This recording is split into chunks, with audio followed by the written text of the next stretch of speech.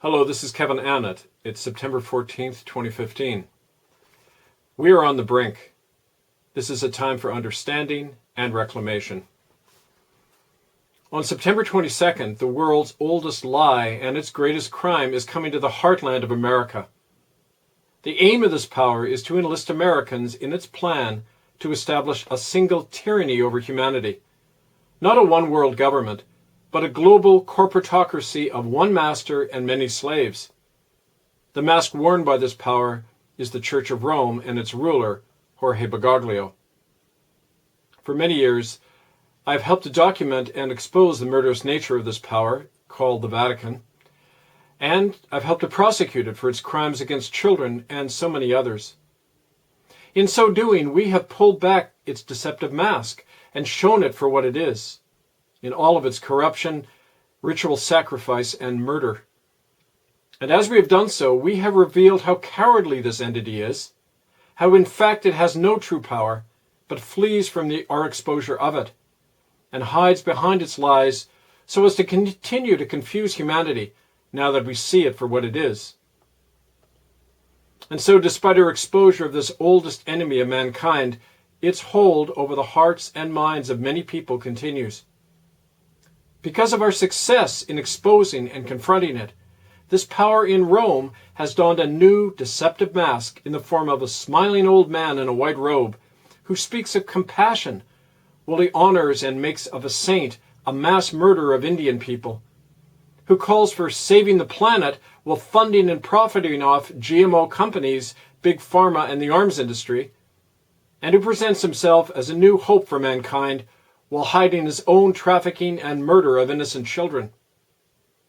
And very soon, this smiling lie, calling itself Pope Francis, will be meeting with the United States government and the United Nations to enlist their help in opposing a new global tyranny over mankind.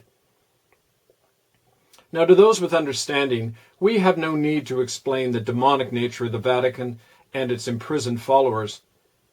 But whether or not we share this understanding, we are united with men and women around the world in our determination to stop the crimes of the Vatican and abolish its power in the world. And we have learned from hard-won experience that we can, in fact, halt and undermine this thing called the Church of Rome, despite all of its apparent power, but only if we use the weapons of God and our own humanity to nullify the authority of Rome and its puppet governments and laws. Now, this past week, we have demonstrated once again how even a few of us standing in the power of truth can force the Vatican to back away from its plans. For when Jorge Bergoglio learned that some of our people planned to confront and stop the child trafficking event known as the World Meeting of Families in Philadelphia, he changed his itinerary to avoid the most public aspect of that event. Bergoglio knows his own guilt and the crimes of his church, and that guilt makes him weak and defensive. For he knows too how our same efforts forced the removal of his predecessor, Joseph Ratzinger, and that Jorge Bergoglio himself faces a standing citizen arrest warrant because of his own violation of children. The truth itself is God's own revealed power, but it needs men and women to wield it. We cannot act alone.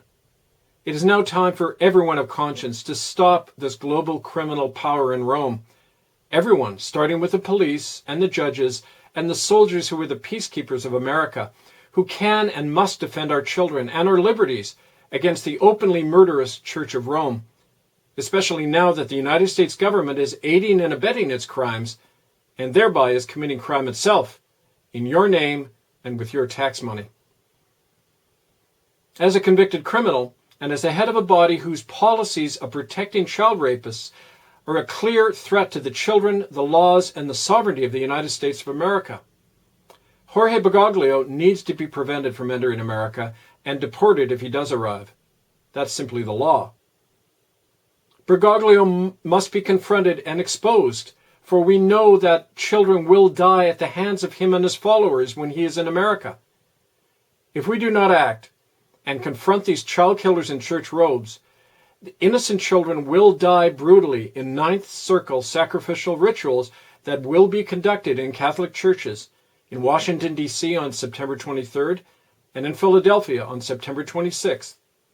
We have learned that at least 4 children will be sacrificed in these ninth circle rituals, and 2 of these children, a boy and a girl, are Indian children from the Gila Reservation in Arizona. But even as we fight for the lives of these innocent children, and as in any exorcism, we name and banish the evil in our midst, our real power over this entity lies not in attacking it, but in our active nullifying of its authority and legitimacy, and in a replacing of that power with a new authority, the law of God alone. And so even as some of us chosen for the task will be taking on and confronting this beast, the majority of Americans and people everywhere must publicly demonstrate the denial of it by boycotting Jorge Bergoglio and his visit.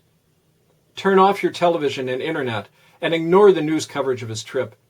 Surround Catholic churches and call on its people to stay out of them and stop funding this murderous Church of Rome and giving it credence and legitimacy. Refuse to do anything during the 5 days of Bergoglio's visit to America, and instead fast and pray for his evil to depart. For by such a public lamentation and shunning of Bergoglio and his lies, we are weakening that lie, and we are nullifying its power to deceive and violate and murder. But even more importantly, by our turning our collective back on the entity of Rome in this way, we are embodying what is really a divine reality, which is the source of our power and our hope. The reality that in the face of the abomination in Rome and its centuries of crimes against God and humanity, God has nullified the false Church of Rome and all of the worldly authority that serves it.